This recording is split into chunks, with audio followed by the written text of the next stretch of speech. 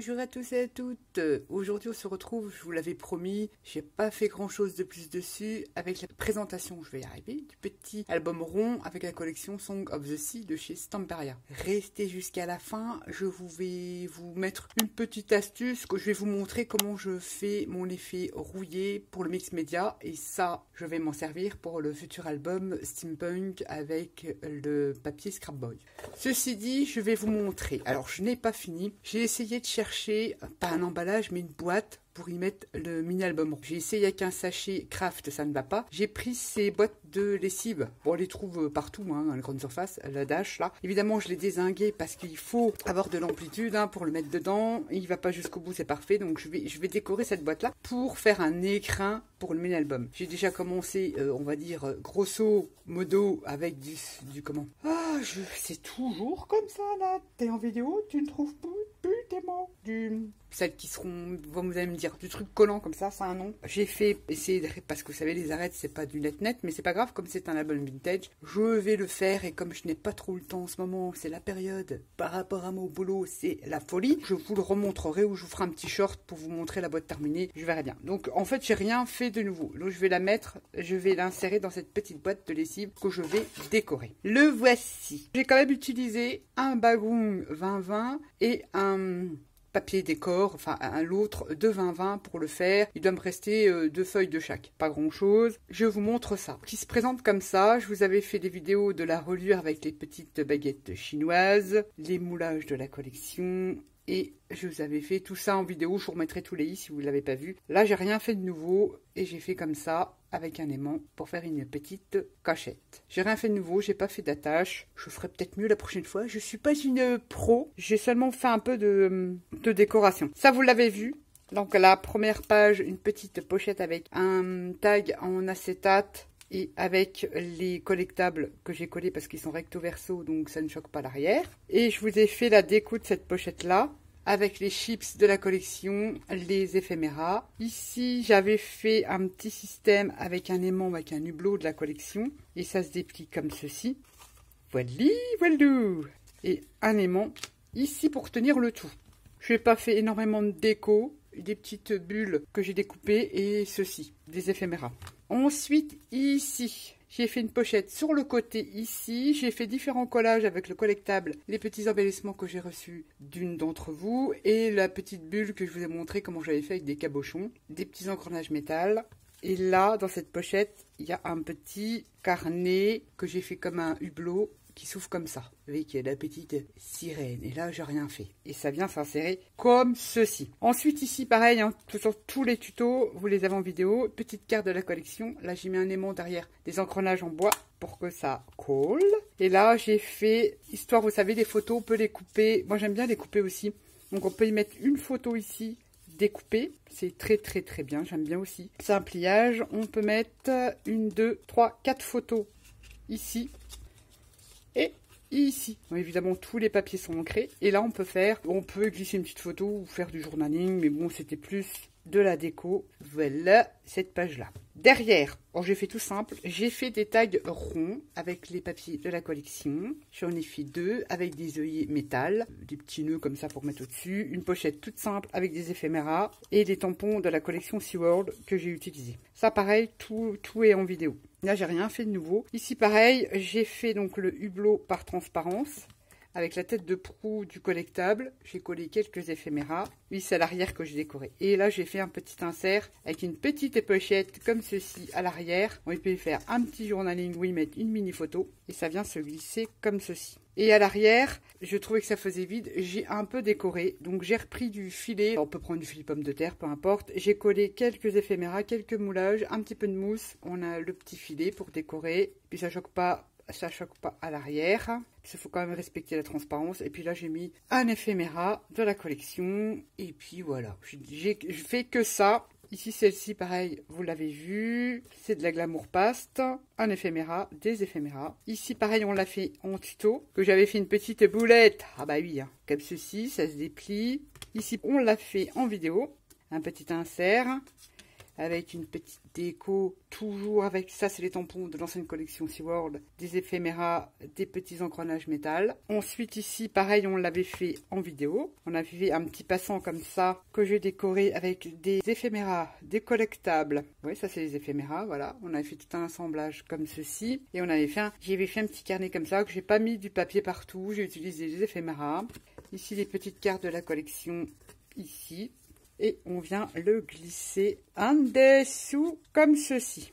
Et la dernière page, pareil, j'ai rien fait de spécial. Avec mon acétate, la petite pochette, j'ai décoré comme ça. C'est vrai que c'est pas très technique, c'est beaucoup de décoration, des petits moulages de la collection. Et derrière, un hublot de la collection. Donc il se tient quand même relativement, parce qu'il y a du poids, hein, il est lourd quand même. La reliure tient pas trop mal. J'ai juste rajouté un peu de patine, vous voyez, j'ai un peu plus patiné. Et je crois qu'au milieu aussi, j'ai rajouté un peu de patine au milieu de la reliure à chaque fois. C'est tout ce que j'ai fait. Et il va se glisser comme ça dans la boîte.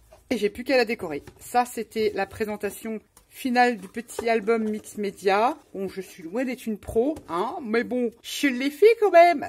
Je suis contente. Je referai d'autres créations. J'ai envie de faire une page de collage. Je vous la partagerai. Ça sera certainement en musique. Faute de temps pour faire du montage vidéo et tout ça, je vous partagerai ça en musique. Et si vous avez des questions, n'hésitez pas à me les poser. Tous les produits que j'ai utilisés là sont de la boutique Brico et Scrap. Ils seront dans le petit plus si des fois vous êtes intéressé par tel ou tel produit. Ça, c'est fait. Et je vous montrerai, je vous ferai un petit short pour vous montrer la boîte quand elle sera terminée. Je voulais vous partager parce que je vais faire l'album avec la collection Scrap Boy, journée steampunk. Et je voulais vous montrer comment je fais mon effet oxydé. Ah bah oui, c'est du MacGyver. Je fais beaucoup de choses comme ça.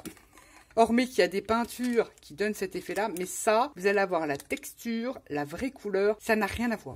Il vous faudra, vous savez, des petits tampons en fer comme ça. C'est pour ça qu'il faut quand même préparer en amont des choses. Ces trucs-là, on les a tous. Alors, vous vous en servez, évidemment, hein, et une fois, vous savez qu'ils sont tous disloqués, vous en êtes servi, vous prenez cette boule-là, vous prenez une boîte de conserve, notamment c'était lentilles, vous mettez ça dans votre boîte, vous remettez de l'eau et vous l'oubliez. Vous l'oubliez totalement. Vous le laissez, je sais pas, un mois et demi sur votre fenêtre ou à l'intérieur. Vous l'oubliez. Vous le laissez. Vous n'avez pas de bestiole, hein, je vous assure. Vous l'oubliez. Et au bout d'un moment, la petite ferraille là de ce tampon, il va s'oxyder.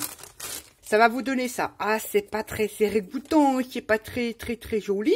Ça va vous donner ça. Et le truc magique, bon, j'ai pas pris mon pilon, mais je prends la tournevis. Vous venez après l'écraser. Je vais en verser un peu dans un petit contenant en verre pour vous montrer. Je fais pas de bêtises, Nat. Est-ce que tu fais que des bêtises? Je vais en verser un petit peu dans un contenant. Vous allez voir, ça fait un truc comme ça.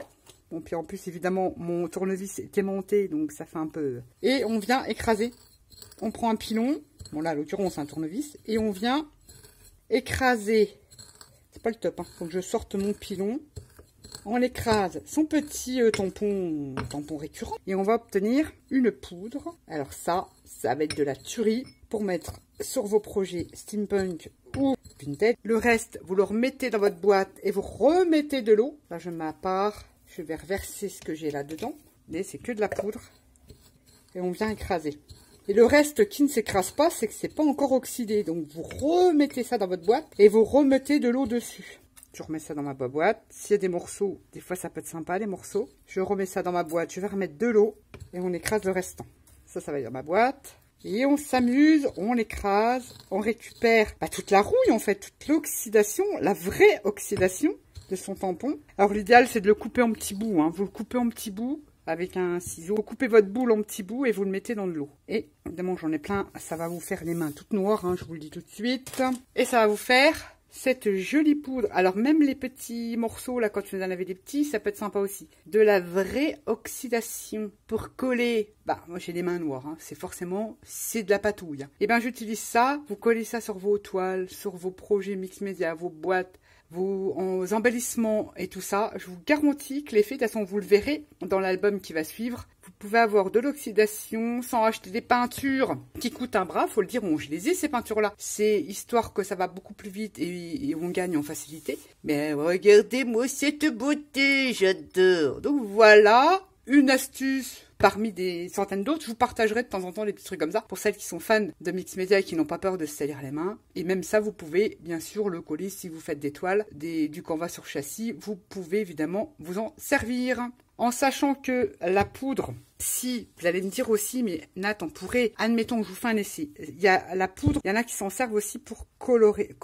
Alors je vous garantis que ça fait noir. On met de la poudre sur une feuille et vous voyez, ça fait noir. On pourrait, hein, ça fait un léger, ça vous fait de la pigmentation. Bon, ça sent le fer, hein. Si vous mettez votre nez dessus, vous avez, donc ça fait quand même noir. Ça peut faire aussi des effets. Il y en a qui l'utilisent comme ça. Il y a certains artistes qui utilisent ce genre de truc-là en pigment. Après, ça vous fait un pigment noir granuleux.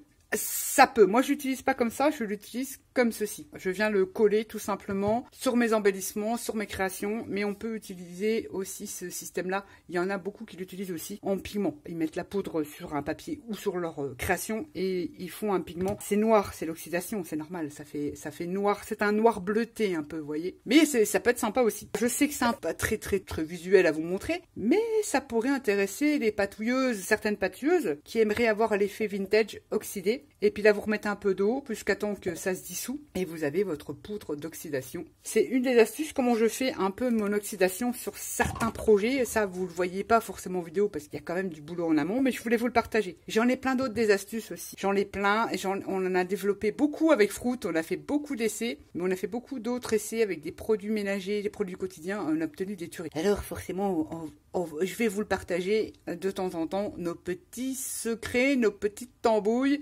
Sur ce, j'espère que cette astuce plaira à certains et à certaines. Bon, c'est pas, pour moi perso, c'est pas toxique, hein, c'est pas du plomb, c'est de la ferraille, c'est d'oxydation. Voilà ma petite astuce de moment. C'était une toute petite vidéo. Je tenais quand même à vous présenter l'album fini, c'est tout à fait normal. Mais j'aurais voulu vous présenter dans sa boîte. J'aurais voulu vous présenter une fois fini, mais j'ai vraiment pas le temps en ce moment, mais ça je vous le partagerai une fois que la boîte sera terminée. Voilà, j'espère que cette vidéo vous aura plu, que l'astuce vous aura donné plein d'idées. Essayez, ça ne coûte rien. Et sur ce, je vous dis à bientôt pour une prochaine vidéo. Bye bye.